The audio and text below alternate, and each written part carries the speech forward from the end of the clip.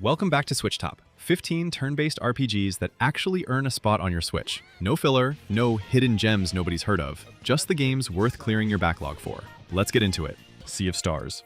Sabotage Studio built Sea of Stars as a love letter to 16-bit classics like Chrono Trigger, and it shows in every frame. You control Zale and Valir, two solstice warriors wielding sun and moon magic, tasked with stopping a corrupted alchemist from unleashing monstrous creations across the world. The combat is where it separates itself. Timed hits boost your damage, timed blocks reduce incoming attacks, and every enemy has specific elemental weaknesses you need to break with the right combo of skills before they can heal or buff themselves. Exploration leans heavily on platforming and environmental puzzles, closer to a 2D Zelda than a typical RPG overworld.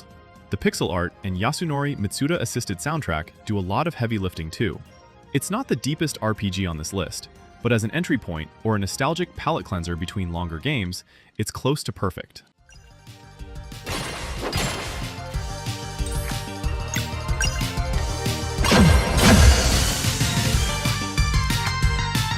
Paper Mario: The Thousand-Year Door. Let's be honest, this is the one longtime fans point to when they argue the series lost its way. The Switch remake keeps the original GameCube game's turn-based combat almost entirely intact. Action commands that reward precise timing, a badge system for customizing Mario's abilities, and stage-based battles where audience reactions and props actually affect the fight. Mario teams up with a rotating cast of partners, from a talking book named Goombella to a Boo named Vivian, each with unique field and battle abilities you'll need to solve the game's puzzles. The visuals got a full facelift, character models are more expressive, and load times are basically gone compared to the original. What hasn't changed is the writing, which is still some of the funniest dialogue Nintendo's ever shipped.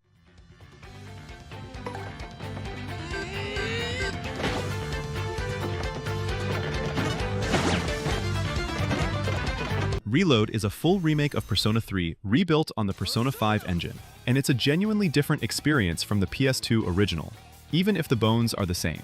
You're a transfer student who discovers the Dark Hour, a hidden 25th hour of the day where monsters called shadows roam, and you join SEES to fight them using Persona summons while balancing high school life, social links, and the looming dread of what's actually causing the Dark Hour to exist.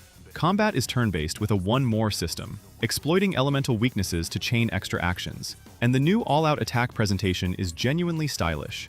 What sets P3 apart from later entries is the tone. It's heavier, more melancholic, dealing directly with death and mortality in a way the series never quite returned to.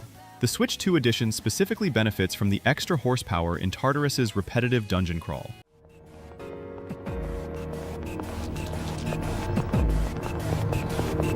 There's a shadow! Three Houses reshaped what a mainlined Fire Emblem game could be by bolting a full Academy management sim onto the front of its tactics battles. You're a professor at Garreg Mach Monastery, choosing one of three houses to lead, each with its own cast, storyline, and eventual warpath once the time skip hits. Outside of battle, you're teaching classes, fishing, cooking meals with students to boost their support levels, and slowly steering the story toward one of several dramatically different endings depending on which house and route you commit to. The tactical battles themselves are classic grid-based Fire Emblem weapon triangles, permadeath on classic mode, careful positioning, but the sheer amount of character writing and branching narrative gives every playthrough a different emotional weight. This is genuinely one of the most replayable strategy RPGs ever made.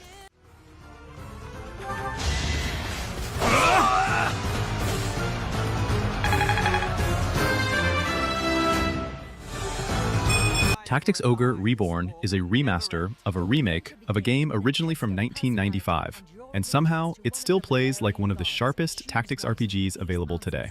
You're Denim Pavel, caught in a brutal civil war on the island of Valeria, making choices that genuinely shift the story's direction and unlock different endings depending on who you side with and when. The class system lets you build a huge roster of units: knights, archers, dragoons, wizards, even monstrous classes like dragons, and freely reassign roles as your strategy evolves. Battles play out on elevation-based grids, where height, flanking, and unit facing all matter. And the new Chariot Tactics system lets you rewind recent turns to fix a bad call without restarting the whole map. It's dense, unforgiving in places, and rewards genuine tactical thinking over grinding.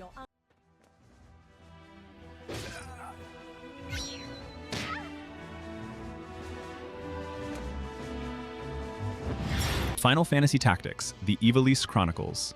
The original PlayStation Tactics is one of the most beloved strategy RPGs ever made, and this remaster finally gives it the treatment it deserved, with a fully re-recorded English script, remastered sprite work, and orchestral arrangements of Hitoshi Sakimoto's score.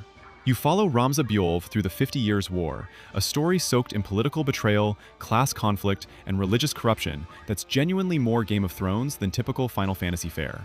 Combat runs on the same job system that later influenced games like Final Fantasy Tactics Advance and even Bravely Default. Units level individual jobs, learn abilities, and can mix and match skills across classes to build genuinely unique builds. The isometric grid battles reward positioning, height advantage, and understanding enemy AI patterns over brute force. I must act wisely. Dragon Quest VII was already a massive game on PS1, and this remake trims some of the original's notorious bloat while keeping its core structure. You're exploring a fragmented world, restoring lost islands one at a time by solving each region's specific problem, usually rooted in some kind of local tragedy or curse. The class system returns from the original, letting characters change vocations to learn new skills and abilities, meaning your party composition stays flexible right up through the endgame. Combat is classic turn-based Dragon Quest, no frills, no gimmicks, just solid encounter design and satisfying escalation as your party grows stronger. The new visual style leans into a painterly, storybook aesthetic that suits the game's episodic, almost anthology-like structure of self-contained island stories. It's a slower, more methodical RPG than most on this list.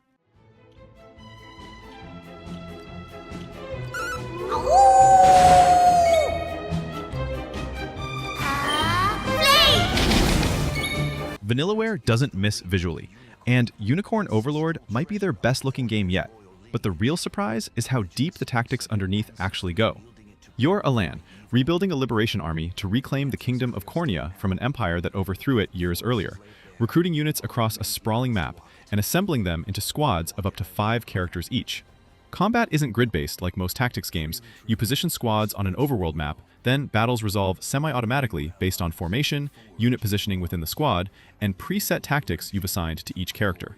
It sounds hands-off, but the depth comes from squad building. Getting formations, skill synergies, and item loadouts right is the actual puzzle. The political story pulls from real historical intrigue rather than generic fantasy tropes.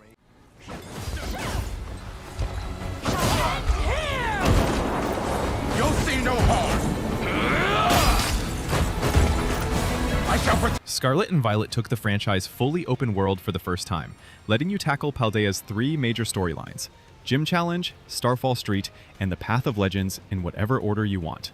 Combat is still the same turn-based type matchup system the series has run on for decades, now with terastallizing letting Pokémon shift typing mid-battle for surprise coverage. The open structure means you'll bump into high-level threats before you're ready if you wander off the path, which makes exploration feel more dangerous and rewarding than past entries. On original Switch, it ran rough, with frame rates dropping into the mid-20s during exploration, but a free Switch 2 update fixes that, pushing it to a stable 60 frames per second with sharper resolution and faster loading. That's the version worth playing now, and the structural changes here still reshaped what a mainline Pokémon game can be.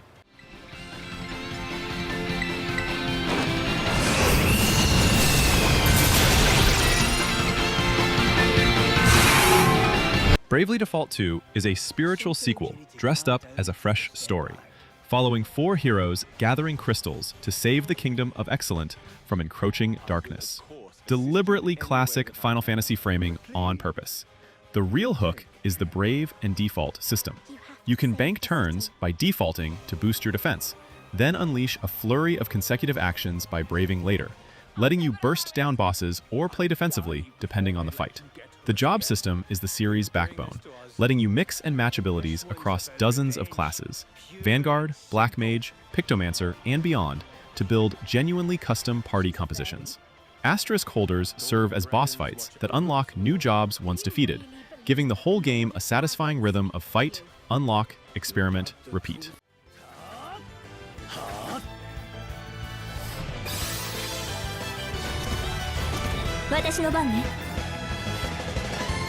Octopath Traveler 0.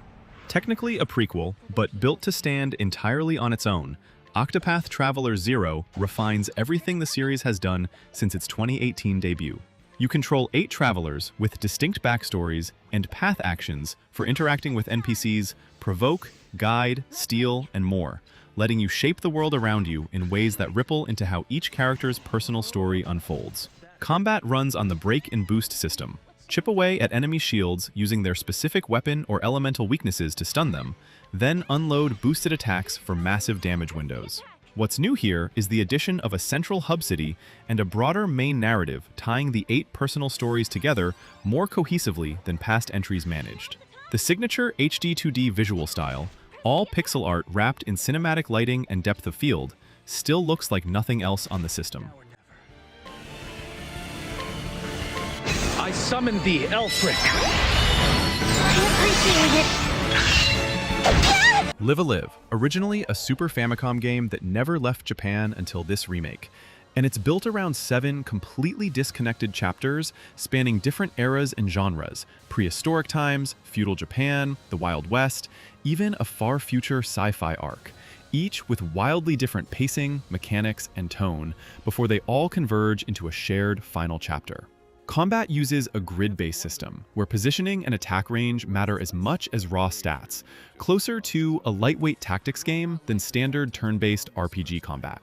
The HD 2D remake treatment makes this one of the most visually striking games on the whole list, and composer Yoko Shimomura's original score got a full reorchestration. Because each chapter is short and self-contained, this is one of the easiest RPGs here to pick up in bursts, rather than committing to one long campaign.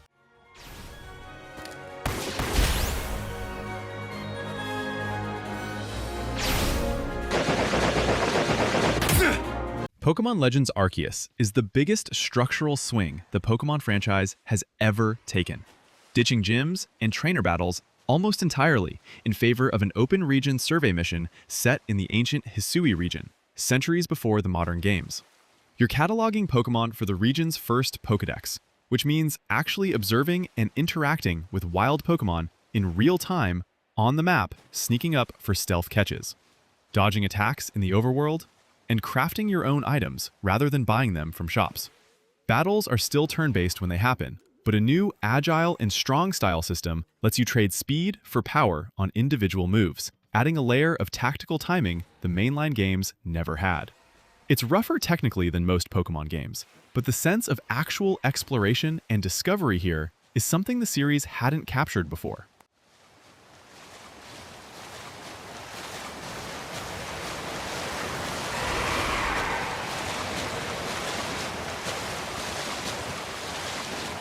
Dragon Quest XI's is the platonic ideal of a modern, classic-style JRPG. No reinvention, just an incredibly well-executed version of the formula the series has run on for decades. You're the Luminary, a young man whose destiny gets tied to saving the world of Erdrea from an ancient evil, gathering a colorful party of companions across a genuinely massive overworld packed with side quests, hidden areas, and secrets. Combat is straightforward turn-based, but the encounter design and boss fights are consistently sharp, and the game gives you the option to toggle between full 3D exploration and a retro 2D mode that recalls the series' 8 and 16-bit roots. The Definitive Edition adds extra story chapters focused on individual party members, an orchestral soundtrack option, and Japanese voice acting alongside the English dub.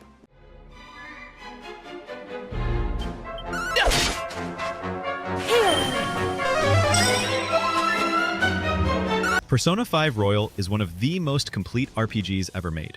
Style, substance, and mechanical depth all firing at once. You're a transfer student, moonlighting as a phantom thief, infiltrating the corrupted hearts of adults abusing their power, by navigating stylized dungeons called palaces and stealing the source of their twisted desires. Combat is turn-based, built around exploiting elemental and physical weaknesses to knock enemies down and chain into devastating all-out attacks, layered under a Persona fusion system that lets you build genuinely custom demons for your party. Outside the dungeons, you're managing a full calendar sim, juggling social links, part-time jobs, and study sessions that all feed back into your combat effectiveness. Royal adds a full third semester, a new confidant, and a new palace on top of the base game, making an already essential RPG even more complete. Persona! Go down!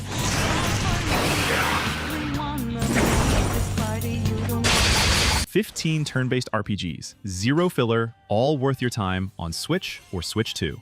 Drop your own picks in the comments. I know I missed a few fights, and I'll see you in the next one.